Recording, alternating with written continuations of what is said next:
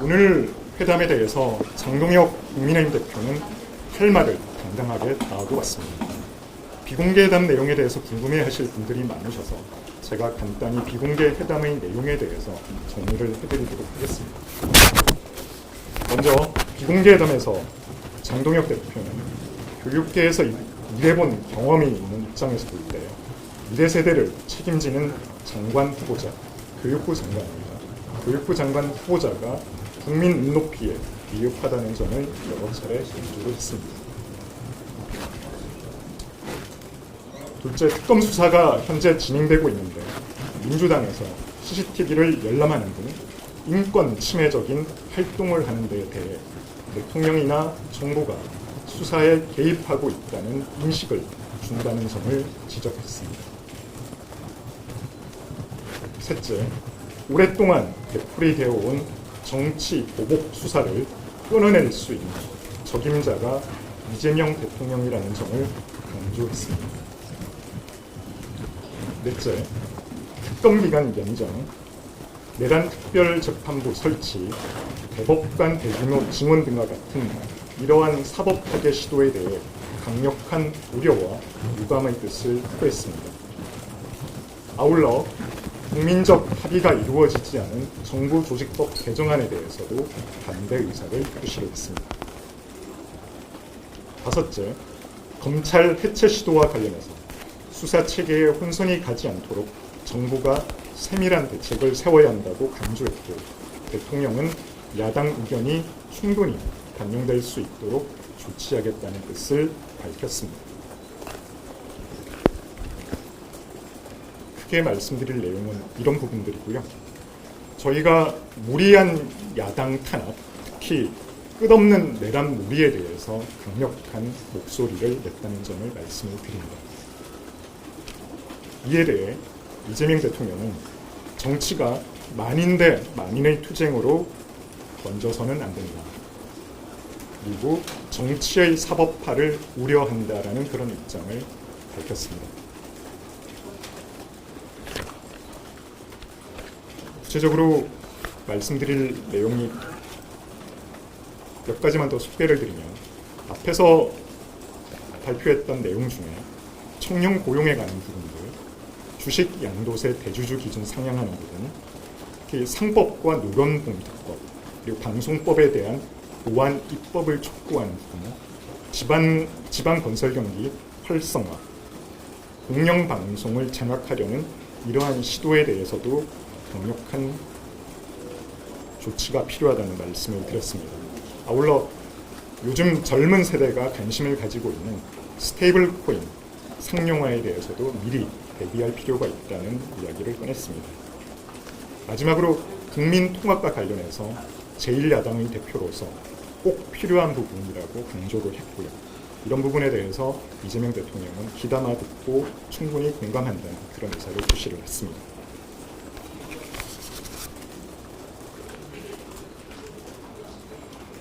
네, 제가 말씀드릴 부분은 이 정도고요. 혹시 더 구체적인 내용에 대해서 여쭤보실 내용이 있으면 제가 아는 범위 내에서는 말씀드리도록 하겠습니다. 네.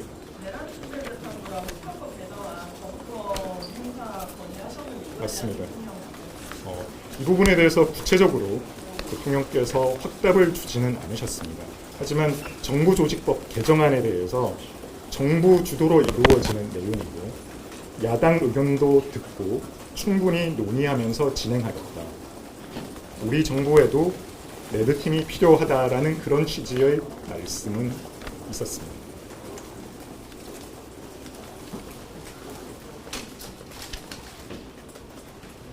오늘 장동혁 대표가 빨간색 수첩에다가 내용을 적어왔는데, 네.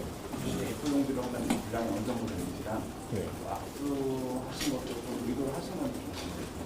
일단 그 분량에 대해서는 저희가 어젯밤 늦게까지 장동혁 대표하고 내용에 대해서 수정, 가필 작업을 진행을 했습니다. 원래 용산에서 요청하기로는 3분에서 5분 정도, 3분 정도를 요청을 했습니다만, 저희가 분량 시간에 구애받지 않고 최대한 저희가 할 수 있는 이야기들은 다 하고 오자라는 그런 기조하에서 메시지를 다듬고 키워드를 선정했습니다. 좀 간결하고 선명성 있는 메시지를 내기 위해서 노력을 했고요. 공개된 부분 말고도 비공개 회담에서 오히려 조금 더 선명한 메시지를 냈다라고 이해를 해주시면 될 것 같습니다. 그리고 두 번째 질문. 악수하신 거. 네. 악수한 부분은 많이들 그 장면을 기대를 하셨을 텐데요. 저희는 당당하고 통큰 정치를 하려고 합니다. 그래서 정청래 대표가 악수는 사람과 하는 것, 그리고 사이코패스 이런 발언들이 있었음에도 불구하고 그런데 개의치 않고 당당하게 제1야당의 대표로서 품위를 보여줬다라고 생각을 합니다. 품격 있는 정치를 하려고 합니다.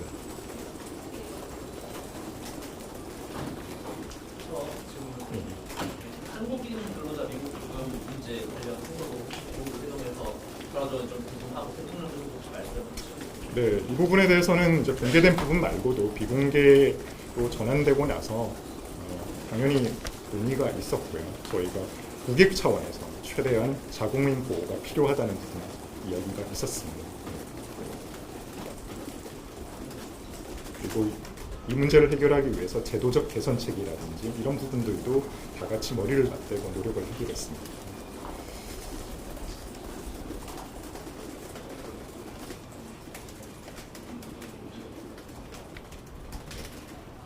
혹시 민생경제협의체 제안하시면서 그 미리 생각하셨던 의제라든지 미리 방향 같은 게 있으신가요?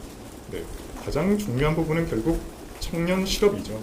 현재 체감 실업률로 보게 되면 지난달 청년 실업률은 16.1%까지 올라갑니다.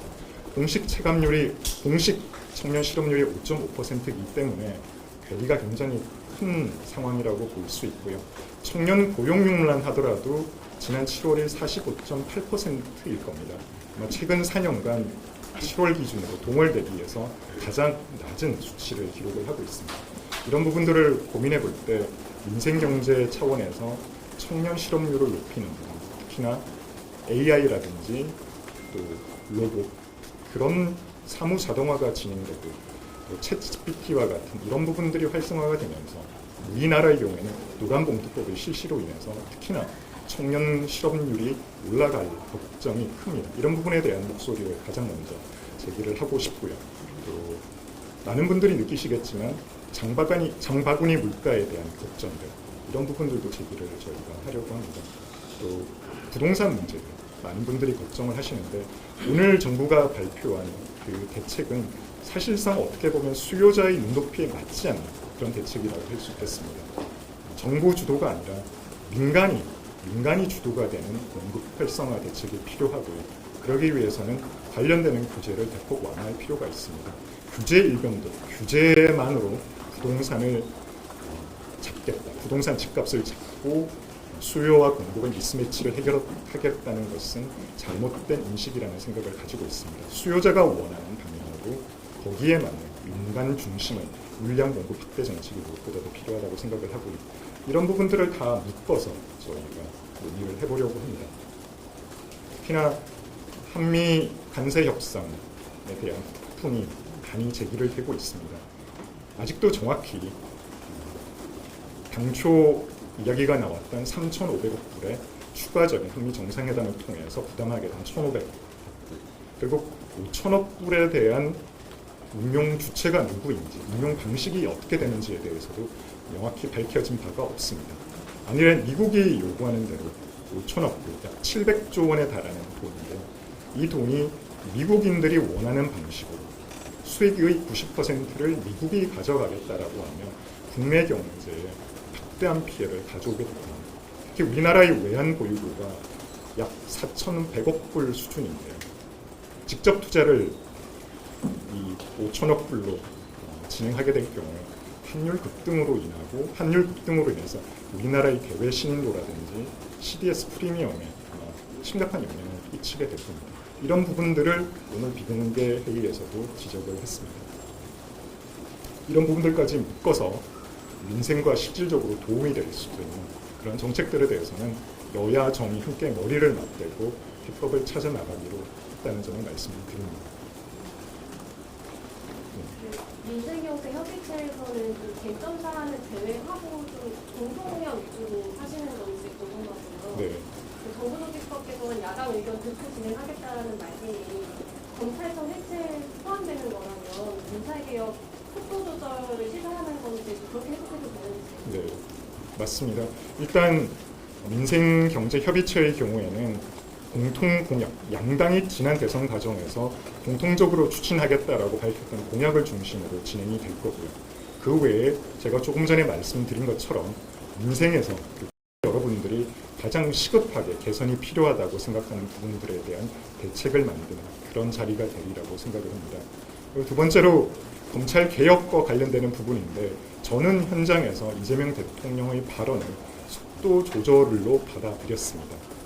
결국 야당의 입장을 듣고 추진을 하겠다라는 그런 뉘앙스로 저는 이해를 했습니다.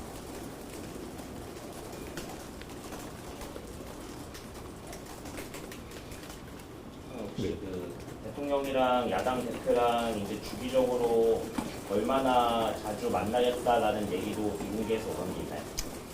저희가 이제 표현을 정례적 여야 대표 또는 영수회담 정례화 이런 표현을 쓰지는 않겠습니다. 다만 필요시에는 언제든지 야당 대표가 만남을 요청을 하고 대통령께서는 거기에 맞춰서 회담을 진행을 하겠다라고 말씀을 하셨기 때문에 수시로 여야 영수회담이 진행될 수 있으리라고 생각을 합니다. 다만 정례화로 할 경우에는 기간을 정해놓고 만난다는 의미가 있고요. 저희가 생각하는 것은 어떤 현안이 생겼을 때 또는 여야 영수가 머리를 맞대고 현안을 풀어나가야 될 시기라고 생각을 하면 언제든지 제안을 할 것이고 거기에 맞춰서 이재명 대통령도 응하겠다라는 그런 뜻을 밝혔습니다.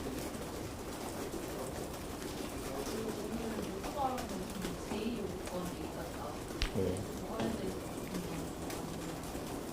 제가 듣기로는 그 부분에 대해서는 직접적인 반응을 듣지는 못했습니다. 하지만 저희 당이 제2요구권을 행사하려고 하는 이들 법안들, 특히 내란 특별재판부나 특검 연장과 같은 이런 부분들은 대한민국의 사법 질서를 해치고 국가의 기본 헌정 질서를 뒤흔들 수 있는 부분이기 때문에 반드시 국민적 공감대가 형성되어야 된다고 강조를 했었고요.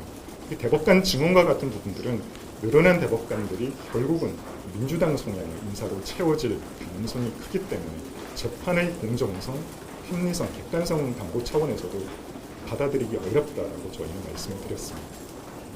그 취지는 충분히 전달이 되었다고 생각을 하고요. 오늘 여야정 그리고 여야 영수회담을 통해서 어느 정도 공감대가 형성이 되어 있기 때문에 이런 부분들도 충분히 속도 조절이 이루어지리라고 저희는 기대를 합니다. 끝없는 내란몰이에 대해서 강력하게 항의하셨다고 했는데 이걸 정청래 대표가 정청래 대표가 공개 발언에서 이 부분에 대한 이야기를 하신 걸로 알고 있습니다. 다만 저희는 끝없는 내란몰이가 결국은 야당의 대화와 타협의 상대가 아니라 말살의 대상으로 본다는 그런 인식에서 나온 발언이라고 생각을 하고요. 이재명 대통령께서 앞으로 여야 영수회담을 포함해서 주기적으로 또 필요시에 만남을 가지겠다라고 밝히셨기 때문에 정치의 복원이라는 차원에서도 이런 부분들은 바로 잡아지지 않을까 생각을 합니다. 오늘의 메인 주제는 정치의 복원이라고 쓰셔도 좋을 것 같습니다. 저희는 야당으로서 할 수 있는 모든 이야기를 다 전달을 했고 이재명 대통령은 상생과 화합이라는 그 큰 틀에서 야당의 목소리를 귀담아 듣겠다라고 이야기를 했습니다.